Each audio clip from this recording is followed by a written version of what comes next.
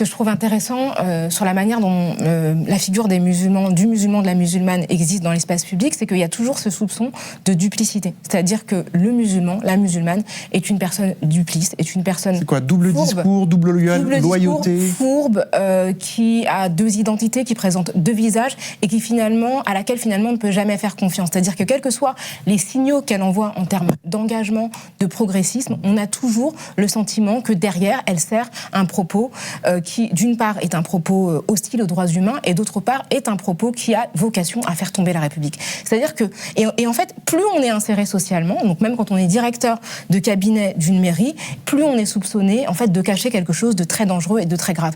Et ça, c'est vraiment le racisme auquel font face les musulmans, c'est-à-dire que même quand on est français depuis plusieurs générations, qu'on a effectivement, on s'est pris la tête pour trouver des prénoms aux enfants qui conviennent et qui soient prononçables dans différentes langues, etc.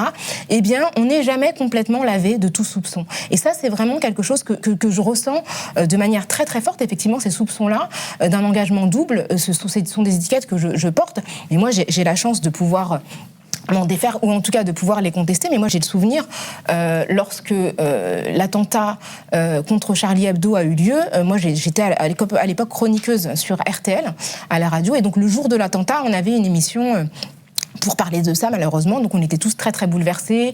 Il y avait des hommes en armes devant la radio, comme devant tous les médias de France ce jour-là. Donc on est tous arrivés avec un sentiment vraiment de... Enfin, on était tous très très choqués, très tristes, c'était très très lourd. Et en fait, à un moment dans la discussion, Yvan Rieufol, qui est aujourd'hui sur CNews, donc on voit à peu près où il se situait, mais à l'époque il était au Figaro, peut-être qu'il y est toujours d'ailleurs, m'a demandé de me désolidariser des attentats. C'est-à-dire que pour se désolidariser en fait d'un acte terroriste, il faut en avoir été solidaire. Et ce que j'ai compris, c'est que même en ayant été chroniqueuse pendant 7 ans dans la même émission, j'étais soupçonnable de complicité avec des terroristes simplement parce que j'étais musulmane. Et qu'il fallait que je verbalise de manière explicite le fait que je n'avais rien à voir avec ça. Et en fait, moi, je me suis sentie, par rapport à mes autres collègues qui étaient... journaliste comme moi, je me suis sentie mise à part. Alors après, j'ai été défendue. Quand même, il y a eu une grosse indignation autour de la table. Mais ça montre que même à mon niveau, en fait, à l'époque, c'était la première radio de France. Même à mon niveau, même quand on est au micro de la première radio de France, eh bien, l'islamité ressurgit dans ces moments de crise. Et en fait, on nous met de côté. Mediapart.